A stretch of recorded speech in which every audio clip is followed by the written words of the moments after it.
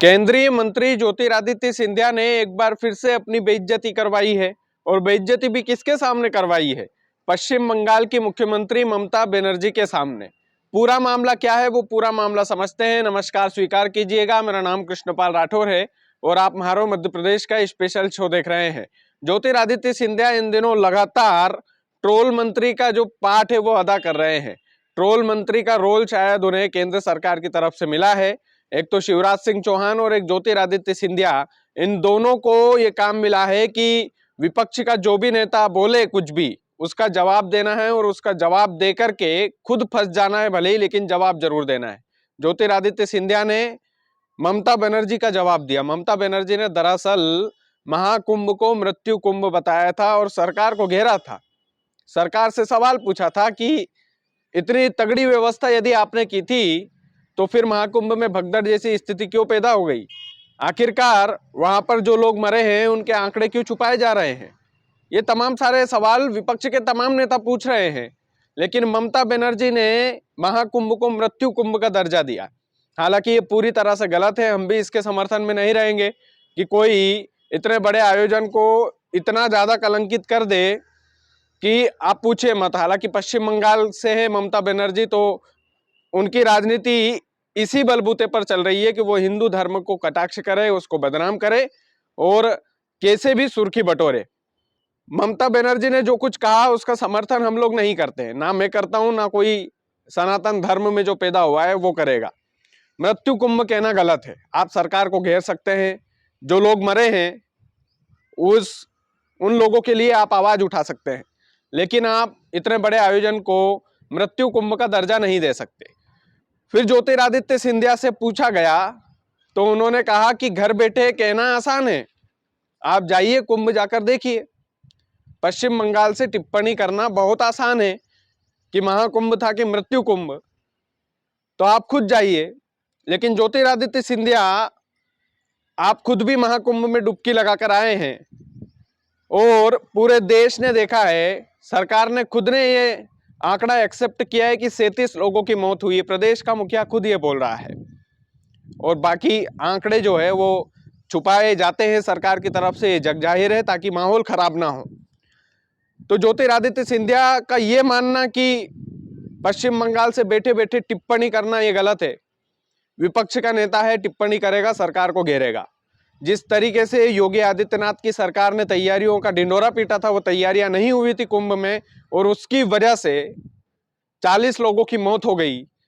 सरकारी आंकड़े के मुताबिक 40 लोग बताए जा रहे हैं, योगी आदित्यनाथ बोल रहे हैं 37 लोग मरे हैं, स्थानीय लोग कुछ आंकड़ा और ही बताते हैं।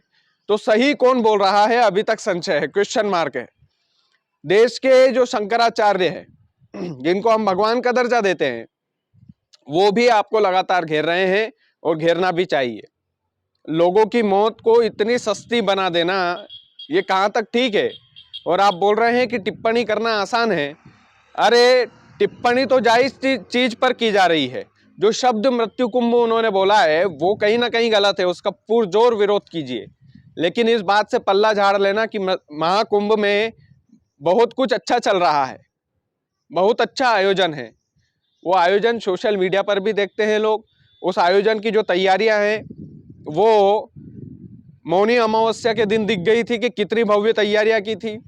योगी आदित्यनाथ तो भरे मंच से खड़े होकर ये ढिंडोरा पीटते थे कि हमने 100 करोड़ लोगों के आने की तैयारियां की है। लेकिन मौनी अमावस्या के दिन फिर भगदड़ की स्थिति क्यों बन गई थी? सबसे बड़ा सवाल ये है, सबसे बड़ा सवाल ये है कि सरकार ने ये आंकड़ा क्यों छुपाया। सबसे बड़ा सवाल यह है कि सरकारी अधिकारी बोलते हैं कि 40 लोग मरे, योगी आदित्यनाथ बोलते हैं 37 लोग मरे। तो आपके मुख्यमंत्री झूठ बोल रहे हैं कि मुख्यमंत्री के नीचे जो काम कर रहे हैं वो अधिकारी झूठ बोल रहे हैं, या फिर स्थानीय लोग झूठ बोल रहे हैं? तो ज्योतिरादित्य सिंधिया का यह कहना कि वहां से टिप्पणी करना आसान है, आप एक बार जाकर देखिए वहां पर। तो जाकर देखा था भाई, मौनी अमावस्या के दिन गए थे लोग, जान गंवा बैठे। और कुछ तथाकथित पंडित लोग ये बोलते हैं कि उनको तो मोक्ष प्राप्त हो गया। फिर शंकराचार्य जी ने भी गजब का जवाब दिया था कि मोक्ष आइए, हम इनको धक्का देके गंगा में डुबो ही देते हैं, फिर बोलना कि मोक्ष प्राप्त हुआ कि नहीं हुआ। तो ये जो महाकुंभ को लेकर राजनीति हो रही है। राजनीति हम भी नहीं चाहते कि किसी भी तरह से हो, और कायदे की बात है, सरकार को जिम्मेदारी लेना चाहिए। अगर अव्यवस्था हुई है तो उसको स्वीकार कीजिए और बाकायदा जनता के सामने बोलिए कि हाँ भाई, हमसे गलती हुई है, अगली बार नहीं होगी। लेकिन उस गलती को स्वीकार करने के बजाय आप विपक्ष के नेताओं पर चढ़ रहे हैं। आप उनसे बोल रहे हैं कि एक बार आप आइए, बंगाल से टिप्पणी करना आसान है। ये कहाँ तक ठीक है सिंधिया जी? ये कहाँ तक ठीक है? कभी आपने मुख्यमंत्री योगी आदित्यनाथ से पूछा है कि भगदड़ में कितने लोग मरे हैं? कभी आपने आपकी सरकार के योगी आदित्यनाथ से ये पूछने की हिमाकत की है? आप तो बड़े सच्चे नेता है, सच्चाई के पीछे आपने पार्टी छोड़ दी थी। तो कभी आपने सिंधिया जी ये पूछा है योगी आदित्यनाथ साहब से कि ये जो 40 लोग मरे हैं, इनकी जो मृत्यु हुई है, ये क्यों हुई है, कैसे हुई है? ये सवाल आप नहीं पूछेंगे।